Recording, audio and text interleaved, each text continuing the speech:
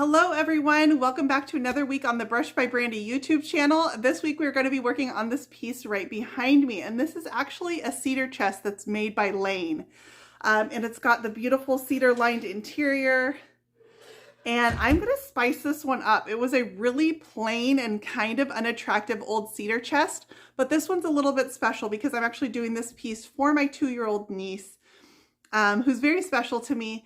And some of my inspiration came from the nursery dresser that I did for her when she was before she was born, for her baby shower.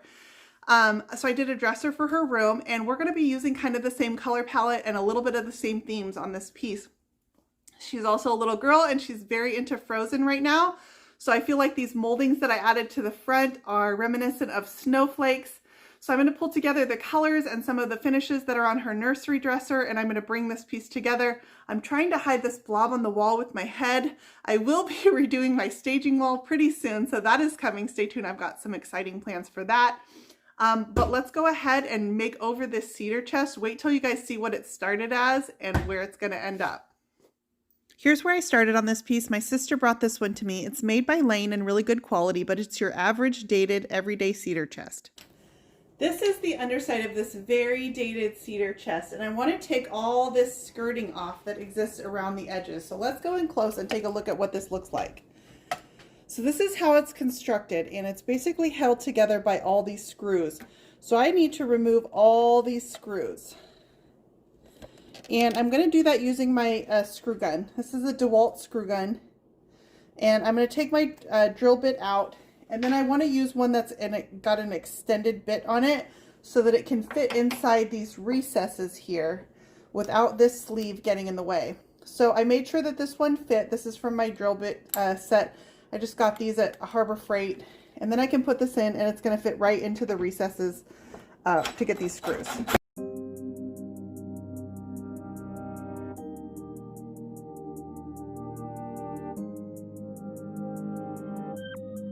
All right, once all my screws are out, I should be able to just pop this off. It's going to still have some glue on it, so I'm going to go at it a little bit gently.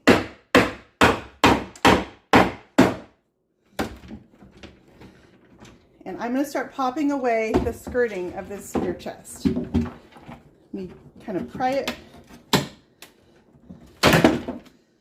All right, and that is my skirting. It has come away in one large piece. But I don't intend to use this at all. And here is kind of what it looks like when I'm done. My entire cedar chest has no base on it anymore. You can see there it's going to be flat. So I ordered these legs off of Amazon, and these are what I'm going to attach. So I have these plates here that I need to go ahead and install onto the base of my cedar chest. And then I will put a screw into the top of these legs, and they'll screw right into the screw hole that's here on the base. So let me show you everything that I need to go ahead and install these legs. I've got my base plate here, which this is what my leg is going to screw into on the bottom. I'm going to attach these to the bottom of my piece.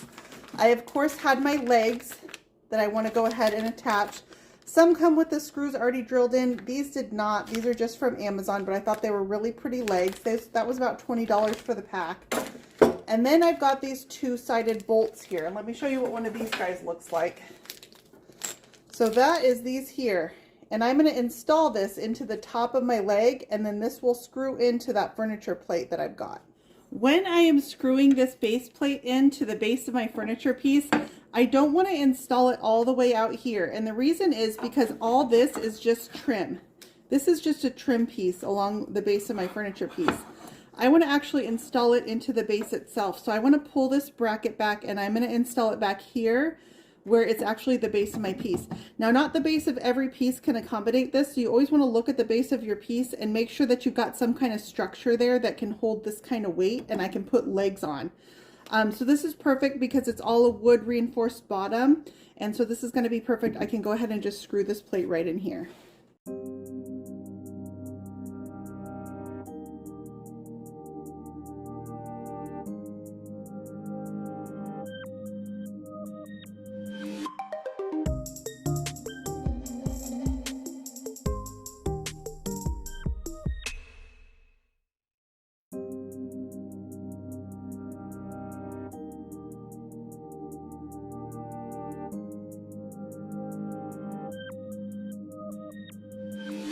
right, so these are my legs. Aren't these sweet? These are beautiful. I think they're going to really transform the whole look of this piece, and they're actually a solid wood too.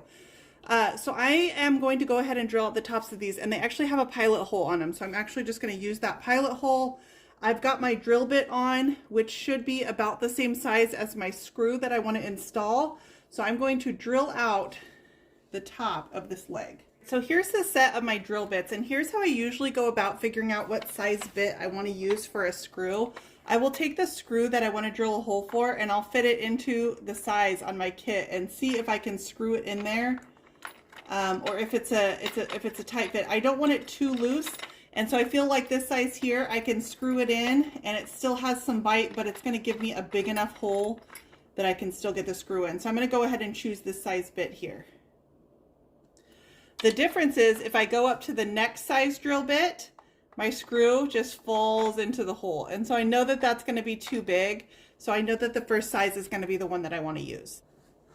All right, with my pilot holes drilled, now I'm going to take this two-sided screw and I'm going to go ahead and with a pair of pliers, I'm going to work these down into the hole. It's going to take a little bit of muscle, and I've got 4 of these to do. I went ahead and installed the bolts into all 4 of my wooden legs, and then I'm going to go ahead and screw these into the brackets that are now on the bottom of my furniture piece. Next, I decided to go ahead and give these legs a coat of a spray primer. I went ahead and took them back off because I'm going to go ahead and paint them off the body just to make sure they get full coverage and I don't have any wood portions exposed on my paint. I'm just using a can of 123 primer from the hardware store. I'm just using it to change the color of these and give them a uniform color. I'm not worried about these legs bleeding through my paint. With my legs all primed, I went ahead and attached them back on the body, and here is where I am now. So here's the front of my piece after I've got my legs attached. I need to turn them just a little bit, but I'm really not liking these moldings right here. I feel like I want to take them off and do something more central to each side, instead of splitting it into quarters. So I'm just going to take a screwdriver and a hammer, and I'm going to pop these moldings off. And they just pop right off. Just a little piece of wood trim. I'm going to go ahead and work this other side of the trim off as well, and then I've got a nice clean flat front. There were a couple marks in the wood left from just where the glue had pulled away, so I made sure and I filled those with some wood filler and then sanded it smooth. We are going to be leaving this top a wood stained finish, and that's because it's going to be coordinating with the dresser that's also in the room that this is going in. So I used my Surf Prep sander and an 80 and then a 120 grit sandpaper and just sanded it smooth. There were some holes in the top of this wood from where a cushion used to be attached. I'm going to go ahead and fill those with some wood filler, and then once we add stain over top, you'll never know that they existed. This wood filler will dry overnight, and then I can come back and sand it smooth. I do overfill my holes just because it tends to sink a little bit when it dries. Here is the piece with all the wood filler on it. Once I sanded this down, it was much less messy. So I have sanded down all of my wood filler. This is nice and smooth. I even filled the holes, even though I probably don't need to because I'm going to cover it with this medallion piece here. But these are wood you bend medallions, and they're just gorgeous. And add my glue to the back. Now I have not heated this one because I'm putting it on a fairly flat surface, but I'm going to heat it once I attach it so that the edges seat really nicely. And I'm going to find my placement using those hardware holes, using where that molding was because that will tell me center.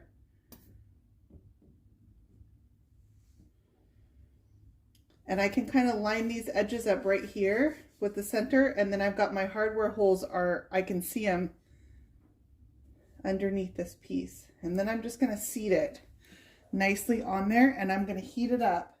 With a little bit of heat, this molding seats perfectly onto the furniture piece with no gaps in between it and the body. Next, I'm going to be adding some rope molding just to add a frame around the edges of this trim. It's a very flat, plain trim, and I wanted to make it a little bit more ornate. One tip that I would recommend when you're working with this many wood you bend pieces for this long is to go ahead and place your rope molding or your large medallions on an electric griddle, or even a crock pot will work, and let them stay heated. It heats them more thoroughly and all the way through the molding, and that way it stays soft for longer and you can work with the trim for longer.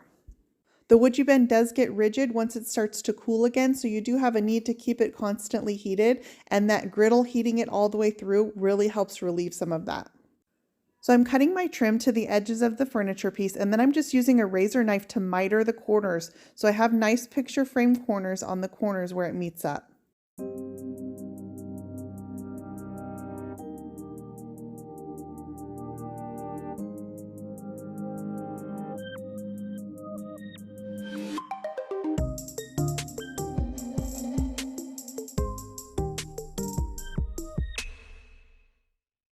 Now that I'm just about done framing out my medallion with some wood you bend trim, I'm going to go ahead and put on a coat of a light gray primer over the top of all of this. This light gray primer is from Wiseowl. I'll go ahead and link this in the description. And I'm using light gray because I love the base that it's going to give me for the colors that I'm painting in. I'm just applying it using a Klingon brush, making sure to dig it into all the details of my medallion. This is going to keep this oak wood from bleeding through into my paint, but it's also going to give me a nice even base for laying my paint onto. I chose to add my primer after my wood you bend is already attached, so it looks like a nice seamless part of my furniture piece. Here I am with all my primer on. I want to go ahead and put a coat of paint on here. I'm going to take a small sanding sponge. This is a 220 grit, and I'm just going to lightly sand over the surface. I usually don't always paint the backs of my furniture pieces, but I'm going to do this one because it's a cedar chest. It'll be seen from all sides. And so I try to be aware of that when I'm deciding if I want to paint my furniture pieces. And I'm going to apply my same 3 colors of Country Chic paint. I'm going to start out with the white, which is called Vanilla Frosting, and I'm going to place that kind of in the center right here. Just got a little piece of hair. I really like the coverage of this paint. I like the blendability of it. It's a very soft paint, goes on nice and smooth. I really enjoyed working with it.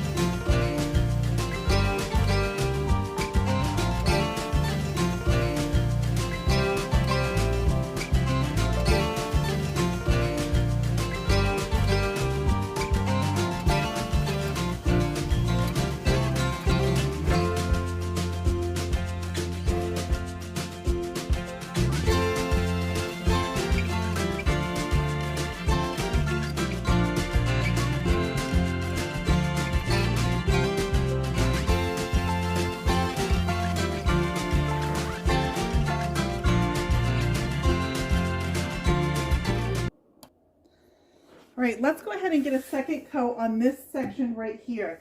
I want to describe a little bit how this paint dries. It's a very matte feeling. I got a little piece of dust in my finish right there. I'm going to go ahead and give it a light sanding. This paint does not require a clear coat, but I will go ahead and clear coat this just because it's going into a child's room and I want it to be very usable and easy to clean. All right, so I dusted, I gave it a light sanding. It's a very smooth feeling, but it is very matte and very chalky. I'm going to start out with my white in the center, which is called Vanilla Frosting. This is my second coat. So I already have the coverage that I need, but this is where I'm going to really clean this blending up.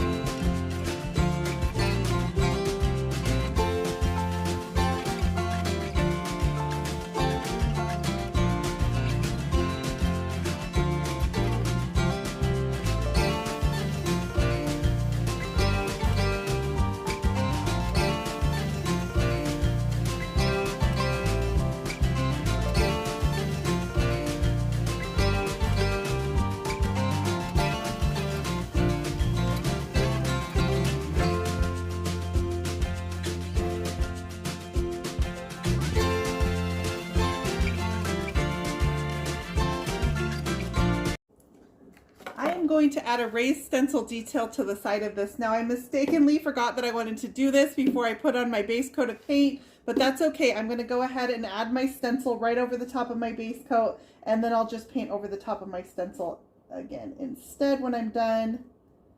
And so I'm going to find the placement for my stencil. This is from the Victorian stencil pack by Grace on Design, and I'll add a link for this in the description for this post. I'm going to tape it up using a little bit of painter's tape. I want to make sure that it's nice and straight, and it looks like I'm a little crooked, so I'm just going to straighten this out. Could be my molding is crooked though too, because I'm lining it up with the molding at the bottom, and my molding might be slightly crooked. Yep, my molding is slightly off. That's okay. And then I'm just going to tape my stencil, and what I'm using to create this stencil is going to be joint compound, and this works great for raised stenciling. So I'm just going to use a silicone spatula tool, which is Brandy. This is one of the spread pals from Redesign with Prima, and I'm just going to spread it over the top of my stencil. Once this is done, I will need to seal this, and I'm just going to use a coat of spray shellac because the joint compound can reactivate with water, and my paint is water-based. So I want to make sure that when I'm coming back with paint, I don't reactivate my stencil. So I'm just going to seal it with a coat of shellac when I'm done, just to make sure that my stencil stays in place and I don't disrupt it at all.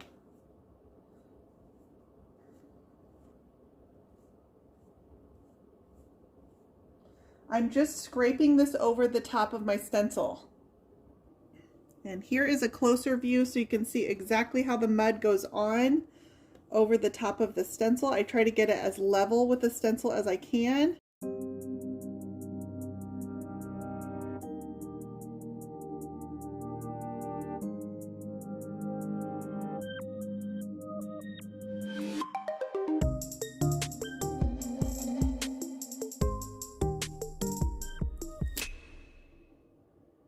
A beautiful stencil design, and it's got a raised texture above my surface. So that is the Victorian stencil pack from Grace on Design. I am going to go ahead and do this last placement of my stencil really quick, and I'm going to just, I want this all to dry at the same time, so I'm going to do it even though my mud is still wet. And for that, I'm just going to place it over the repeat, and I'm just going to hold it just so I can do this last row over here.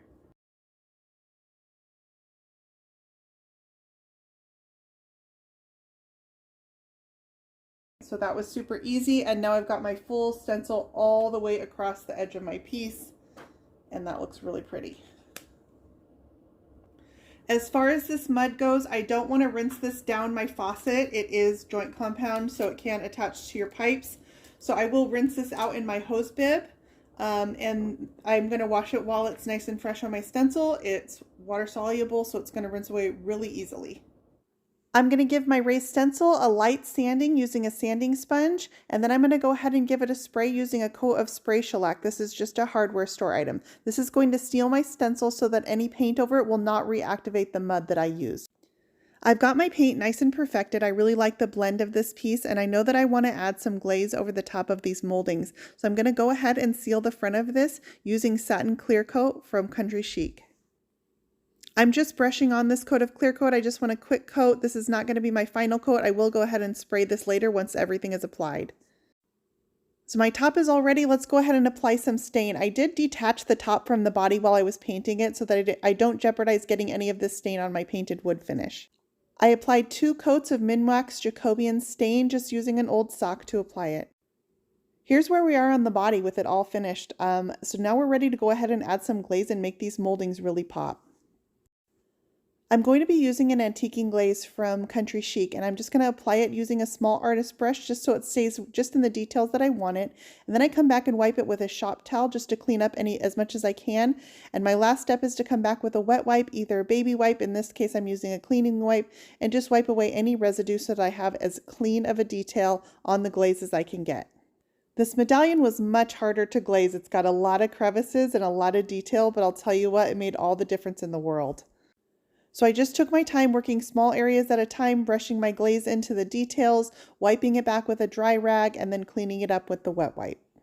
Remember, this is over the top of my sealed paint. If this paint was unsealed, the glaze would have a tendency to stain my paint and not wipe back as easily. So make sure that you seal your paint if you want to be able to wipe it back and get these nice clean lines.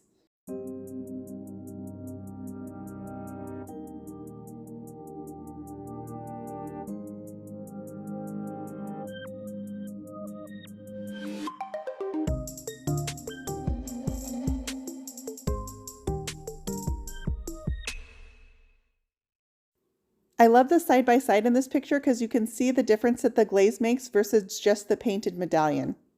The final step on these medallions is to add a little bit of gold gilding wax. I'm just using a gold gilding wax from Redesign with Prima, and the color is called Eternal. I'm wiping it over just using the tip of my finger and hitting the high points. This combination of paint, glaze, and gilding wax is my fail-proof recipe for success on all moldings. I let my stain dry for 72 hours and now I'm ready to come back and spray my clear coat. I'm just spraying this using a Husky gun attached to a DeWalt compressor. With 2 coats of clear sprayed on the top and the body of this piece, this one is done, and I do love how it looks. Here's some final photos. Cedar chests are long and low to the ground, so they have a few different staging options. In this case, I used some long art and then just a basket with some blankets and pillows, things that you would normally store in a cedar chest, so it kind of goes with the vibe of the piece. With our final photos, we are done with this piece. What do you guys think? I'm super happy with it, and more importantly, my sister loves it. So if you guys enjoyed this video, you can find links for everything I used in the description for this post. You can also find more Brush by Brandy on Facebook, Instagram, Pinterest, YouTube, and on my website at brushbybrandy.com. Don't forget to click that subscribe button for a new video each week.